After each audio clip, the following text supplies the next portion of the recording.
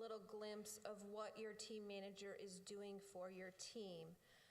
Like right now for the spring-only teams, Leanna's going to be emailing the team managers and asking for all kinds of information that she's missing. It could be birth certificates, pictures, the medical release form, whatever it is.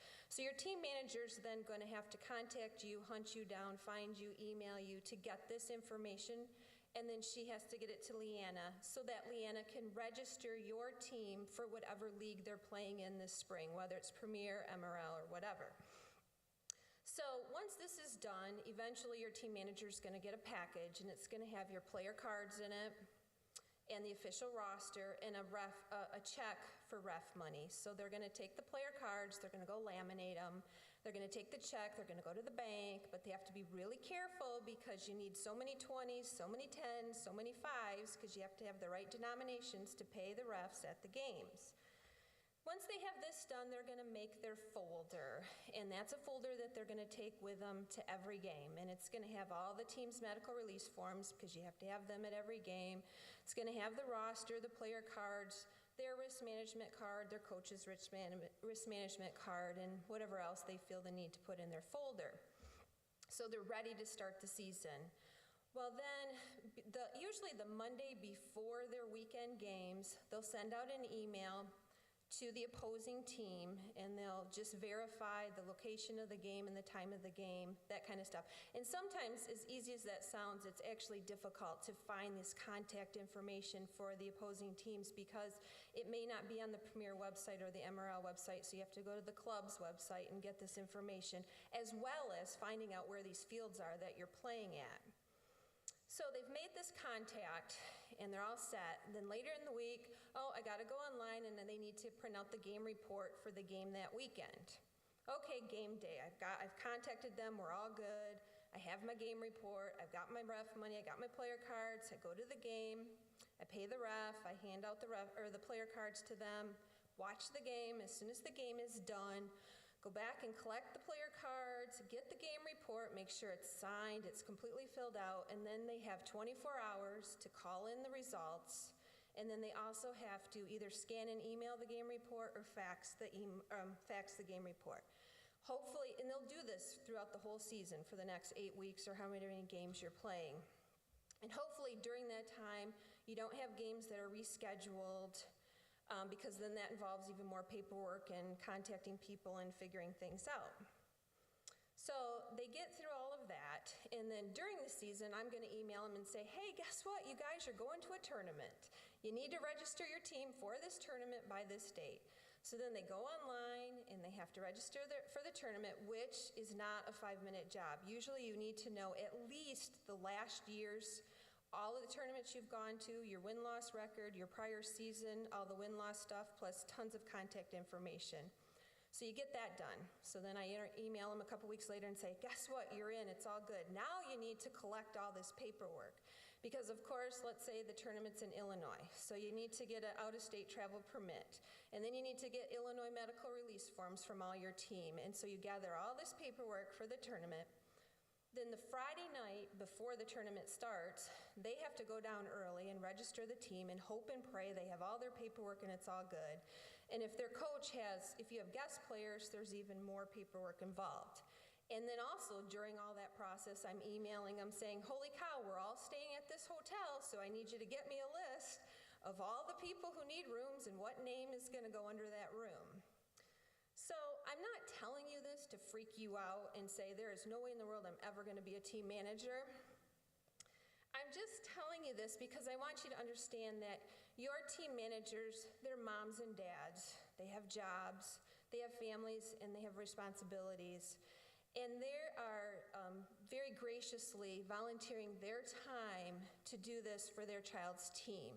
And it does take a lot of time and a lot of organization. So when your team manager emails you and says, I need to know this or I need this paperwork, just please try to respond in a timely fashion so that they don't have to keep asking and hunting you down for this information, because that takes even more time from them. Whereas if you just respond the first time, it just makes it that much easier for the team manager. And the other thing, Abe touched on the Shutterfly, which the team managers have set up. If you're a new spring-only team, you'll eventually get an email from your team manager inviting you to join the Shutterfly page. And each manager does their own thing. They can do whatever they want with Shutterfly. But like every one of them, there's a calendar on there. And they list their practice times and locations, their game times and locations. So before you quick text your manager and say, hey, where's practice today, or what time is practice, or where's the game, or you quick send that email out, check your Shutterfly page, because more than likely it's on there, and that way they don't have another email they need to respond to. You've already answered your own question. Anything else? Okay.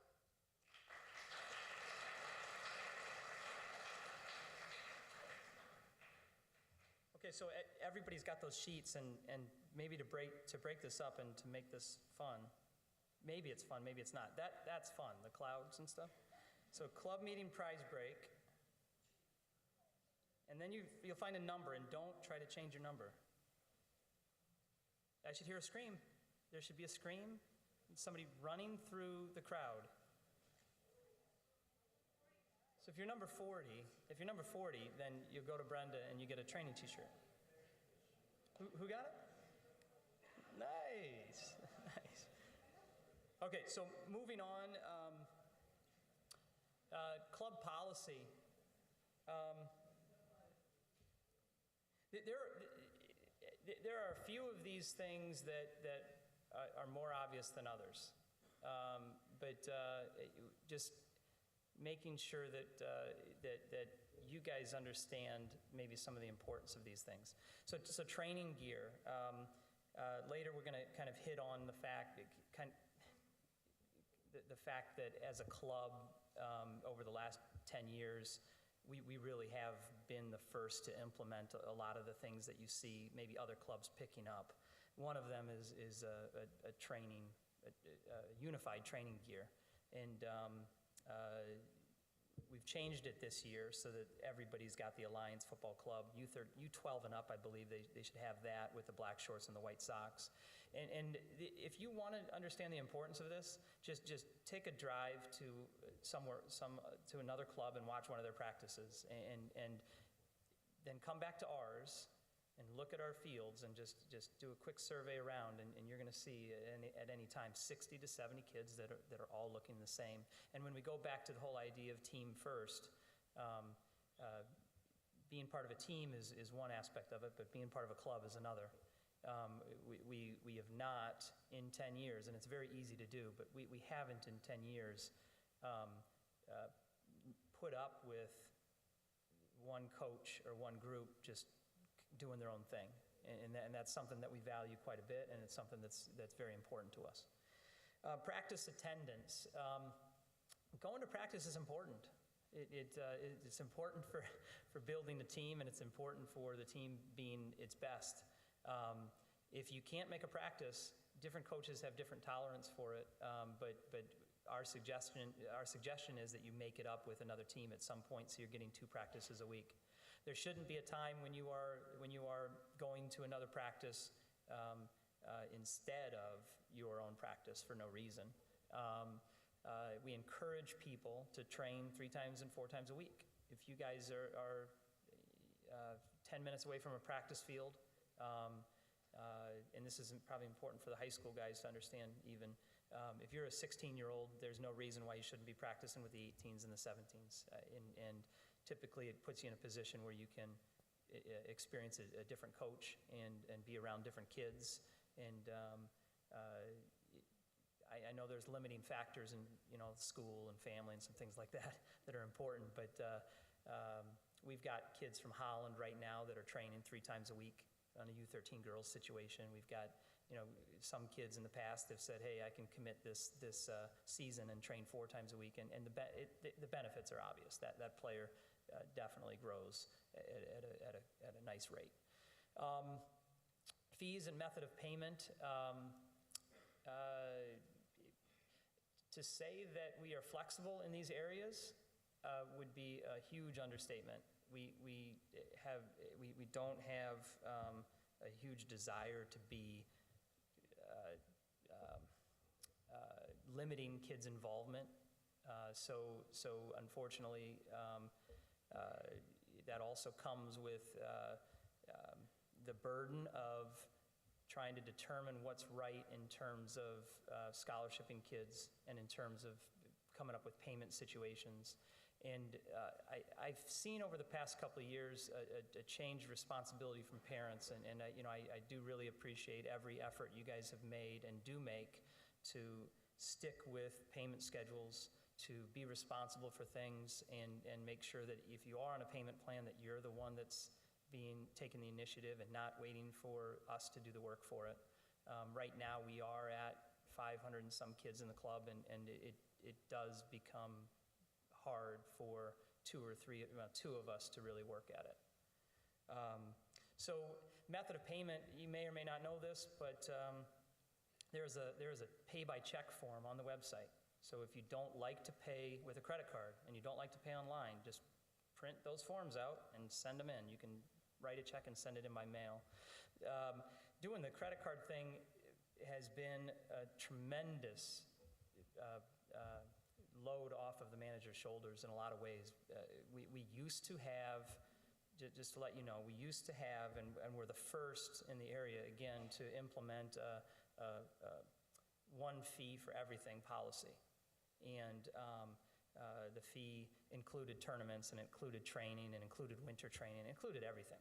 And this is about six years ago. And what we found was that the value in that, it really wasn't what you would think. If you put it all in and you pay it all there and you get injured and you can't participate for the second half of the year, your fee, that's your club fee. And it's really difficult to differentiate and pull away and do different things. If you're not able to make a tournament, you're paying for that tournament. The way that we have it set up, and I sent an email to a parent last night about this, and I may end up sharing that with others, but the way that we have it set up is we have a flat fee for our tournaments. And if you do the math, you're going to find pretty quickly that you may be part of a team that has overpaid for that particular tournament. But what you'll find is that with rosters varying, with scholarship players and taking care of kids in different ways, there are also times when your team would be paying a lot more for that tournament. And we came up with a number for away tournaments that we felt would kind of balance out both of those things, and it's really allowed us and our managers to be able to kind of just move forward into better directions. The final thing I'd say about that is with the idea of you as parents being responsible, that makes us operate so much more efficiently than if we're going to a COSA tournament with some of our teams in a couple weeks, and if we have 80% that have registered, you know that will cause about 4 people work in order to finalize those registrations. So if you want to cause us work and you want to kind of slow us down and all that, that's one thing. If you don't, get a method of payment form, fill it out, post-date a check, and send it in. Done. And you can pay when you want, and there won't be any issues. Match day uniforms. Just the only notes I've got on the uniforms themselves are make sure that the kids are coming with clean tops and bottoms. Make sure that socks are the appropriate socks, and make sure that they're wearing the right cleats. As you get older, you should have probably 2, sometimes even 3 options of what you should be wearing. And as you get more and more competitive, it's important to have a $140 pair of shoes that are 6 studs, that are for wet weather, that you may only use 3 times a year. But I've been in situations that our season has ended in the state cup because literally our girls couldn't stand because the ground was so wet. And those things are important. So if you can make sure your kids have the proper footwear, it goes a long way. Socks, tape, and shin guards. This seems like such an easy thing.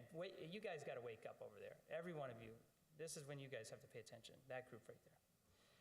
It seems like an easy thing for you guys to be able to handle. But as the kids get older, I don't know where they go wrong. But I've got a video for this too. So you guys are going to like this. Nike club socks have to be worn.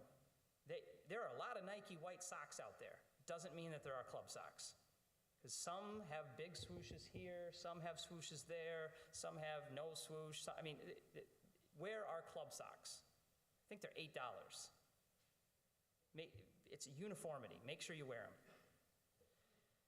Appropriate sized shin guards. If you're wearing a shin guard that's this big, and you're U18, Aaron Villafuerte, it's not the right size shin guard. You wear that size shin guard too, right? Yeah. If anybody saw you stand up, they'd look at a 6. Yeah, you can stand up. Yeah, there you go. His shin guard is this big. Back in the day when nobody wanted to wear shin guards, you would literally get styrofoam cups, cut them in half, and shove them in your socks. Now we're at a totally different level. Now, the last comment, all tape and socks should be worn as an underlayer. Sounds easy. It sounds really easy. Let's see if this will play.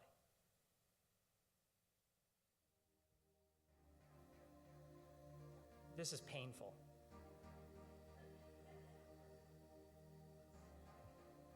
What?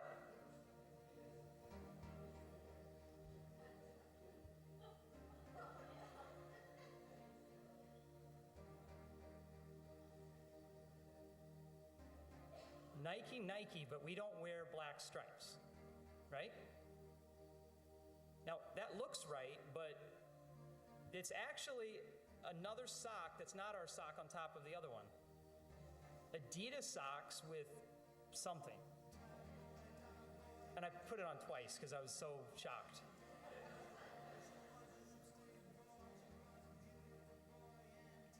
That's an Umbro symbol on the outside of the wrong sock. So get it right, purchase shin guard sleeves, and look professional. That's the whole idea. So, by the way, Justin DeWilt, I don't think that was your team, was it, from the summer? Yeah. I show up to the game, and this is a fantastic team. I mean, his team is great at some things. At other things, not so great. Have we fixed that, by the way, Justin? Okay. So for me, I have gotten my teams in the right frame of mind, and I think that I've come a long way with this. But over the last 4 years, I continually have to visit other practices even, and stop by Jolt's and Ryan's practices and say, hey, look at this, look at this, look at this. It means a lot to me, and to make sure that we're looking the way we should. And next segment, sorry, got lost there. Jolt has got some things to say about playing time and some different policies. So Jolt Bertline.